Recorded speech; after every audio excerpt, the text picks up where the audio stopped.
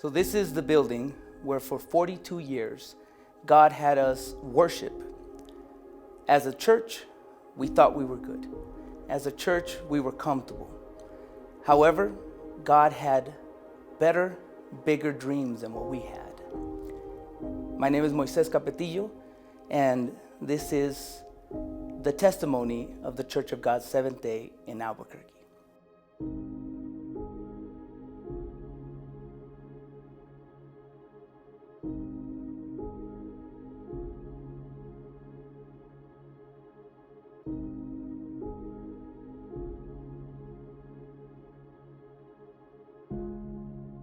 The book of James chapter 1 verse 22 reminds us that we are supposed to be not just hearers of the word, but to put into action what is being read, what we learn about. I remember the pastor preaching on this passage and provoking thought in the church, provoking an atmosphere of, well, then what are we doing? And we went to lunch, and during lunch the conversation was around that. What could we do as a church? We came back for the evening service, and during the announcements, which is one of the parts that I get to do in the Albuquerque Church, we addressed this, and we flat out took some time out of the service, and we said, well, what could we do? And the question that was being worked at the time was very simple. What are we good at? Let's forget what other churches do, what we've seen on TV or we've seen in books. That's not the important piece here. What are we good at right now, naturally? We saw that one of the biggest issues was our outreach, and we wanted to go out to the community, and if we wanted people to come to the church, they needed to know that we were a church to start off with. So I remember that we kind of quickly came to the consensus that we were really good at food. I mean, it's either we're cooking it or we're eating it or we're having fun with food, and every one of our gatherings has food involved. We decided to give burritos out to our brothers from downtown. A whiteboard is brought out, and we start to list who can bring burritos, and different families brought them. The next Sunday, very next morning, we met at the church, we prayed about what we were going to do, and we all left. A caravan of vehicles left with 100 burritos, some soda, some water, and we went out to a park where we thought we had seen some people in need. It wasn't successful. We went out with several burritos and came back with the majority of them. And the funny story that everybody will tell you is that we left with 100 burritos, and 3 hours later we come right back to church with 99 burritos, and the only one that was missing, the pastor had eaten because he had gotten hungry during our time walking around downtown. But I saw that in the church, the brothers didn't give up. We were already leaving that day. My brother Moses had already called in and texted everybody, said, brothers, thanks for your help. And this was, we were thinking another result would come from this, and it wasn't so. So everybody go home, enjoy your families.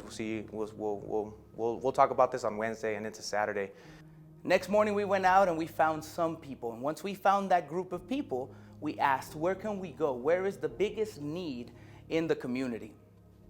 Before too long, by around week 3 or week 4, we were now starting to give out all 100 burritos.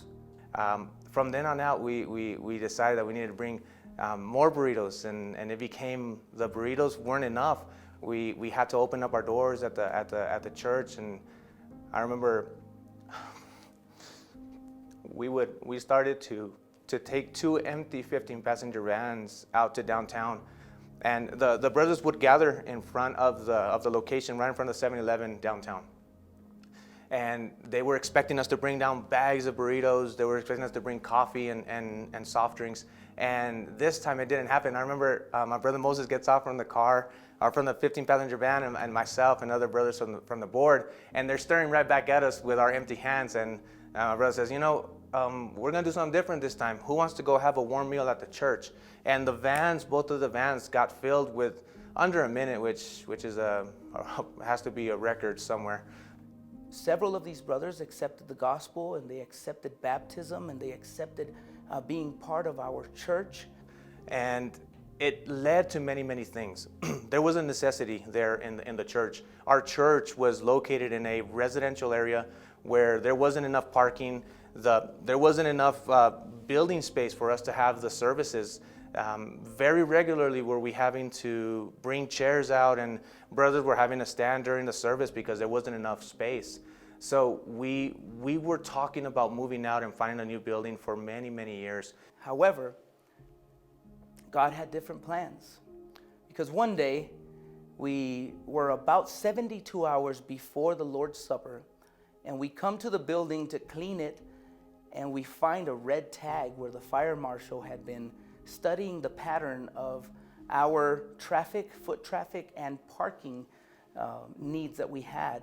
We used to have 5 parking spots on Bethel Street, and because there was so many people starting to come and people that were involved and families that would come to worship God, we would take the entire street just parking down the side on the curb of the street. Well, that caused the neighbors to be taxed a little too much. We were asked to leave the location where we were at.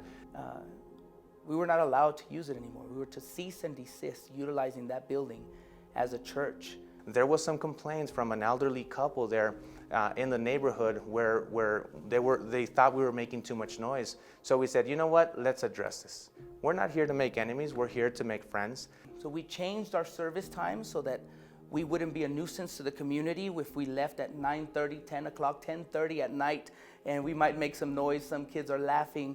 We changed our service hours so there wouldn't be a nuisance to the community. A few houses down, I would say about 300 yards down from the church, there was an empty lot. And we went to talk to the owner, and we asked, can we rent that lot? We just want to park cars here. We'll pay you for the space, we'll clean the yard for you. All we need is to use it as a parking spot. We had to develop a ministry to help with valet parking at that point. And we were probably one of the only churches in town where you would show up and a group of brothers would help you unload your food and your kids and get you into the service, and then we will park your car, bring you back the keys, and if there was any tips that would be deposited, the rule was that they had to be in the offering. So they were going to be going to the offering, and that was something that kind of became a point of joy, because it gave another section of people the ability to serve God in a way that we had never done it before. We noticed that the congregation was growing and we needed to get to a bigger area. There wasn't enough rooms for the children's ministry. Youth didn't have a place to go. Our sanctuary wasn't large enough to hold the brothers that were coming in. So I was part of the first committee that was in charge of going and looking for buildings. After about 8 months of looking for a building, we had been to several buildings that we thought were going to be the building for us. We would show up to the building, see it as a board, and then take the church to see it and pray about it, and we'd get excited. There was one building we went into. I think we put a $5,000 hold for them to take it off the market. We were just doing the final legal paperwork. We go and do our final inspection, and in that final inspection, they tell us that we need to insert an elevator into this one building. And the cost of the elevator was going to be more than the building. It was going to be $1 million just to put in an elevator, and that immediately made us react by taking back the key and thanking them for letting us look at the building. So we go back to the board and we say, you know what? This is not it. This isn't the place that God wants for us. However,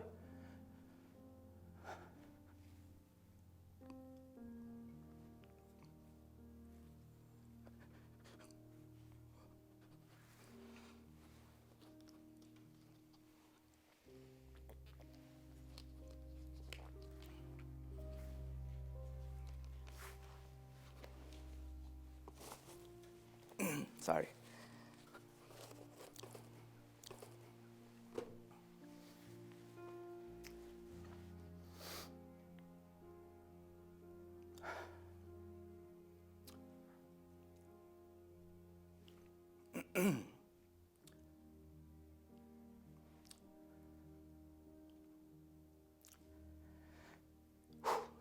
However, today, we worship God on Mountain Street.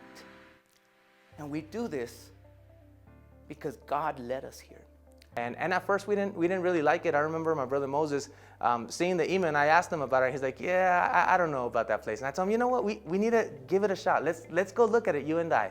So I remember we came over, we went around, we took a look at the building, and after that he was still not convinced. And I said, Mo, why don't we bring the church here on one Saturday? Let's see what they say. Let's see what they think. And we would come on Saturday nights. We'd have service on Bethel Street in the morning and in the evening, and then we would tell the church, we're going to go see it again. We're going to go look at the building, see where we can structure the kids department or whatever the case needed to be that day. And the entire church would get in their cars and we'd come in. And just in the lobby of the mountain building, we would sing and we would pray. I'm sorry.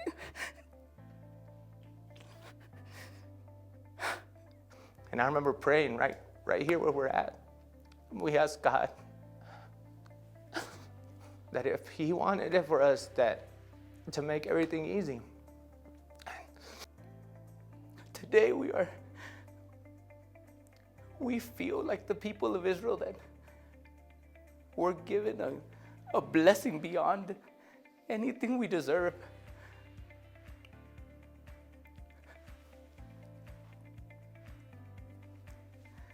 We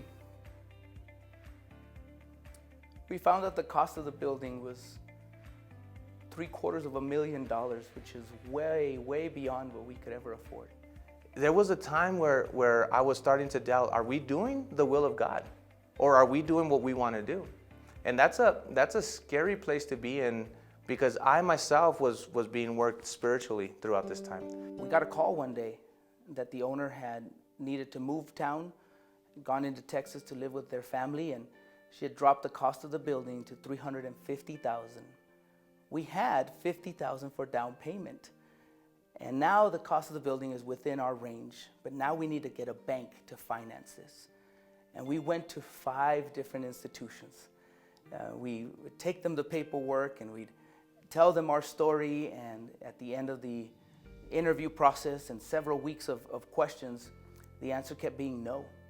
And after 5 times, we finally told the realtor, it's going to be no. We don't have a bank that'll finance this for us. So she calls us about an hour later to tell us that the owner had decided to do owner financing, and the interest rate that she gave us was lower than what the banks were offering. The renovations that needed to be done to turn the building into public use property were approximately $40,000. We didn't have that money. We just asked God if He would send us somebody that would help us. And we found a contractor. There was a family member that knew somebody, that had a friend, and the guy, instead of asking us what needed to be done, the first question he asked us was, how much money do you have? We had $18,000 put away for this purpose. And he said, I'll do it for $18,000. And then we told him how many days we had before the time to finalize the paperwork so we could be in compliance. And he got it done. He came in with his crew. The church members would come in and help wherever we could, cleaning out, taking out the debris.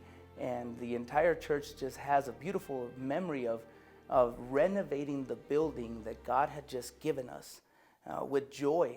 People singing in the kitchen and people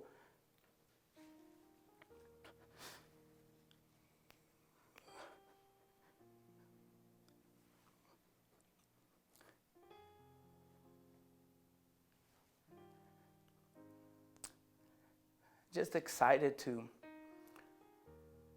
work in any area, painting walls and cleaning windows, even though there was still going to be more dust coming. I remember telling a sister, thank you for cleaning the windows, but they're just going to come demolish tomorrow another wall. And she said, we'll clean it again tomorrow.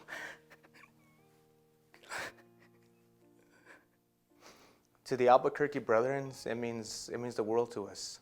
And now we come here, brothers, we have a place where we can call home for the youth.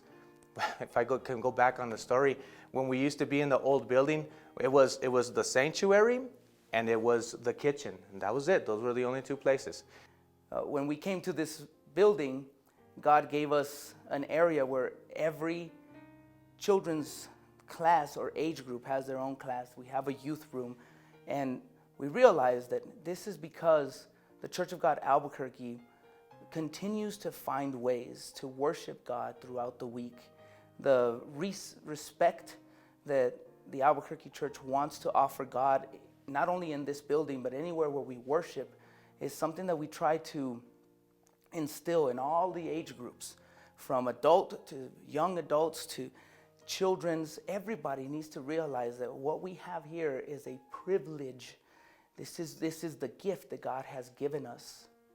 This is only an example of the grace of God. This is all honor and glory to God alone.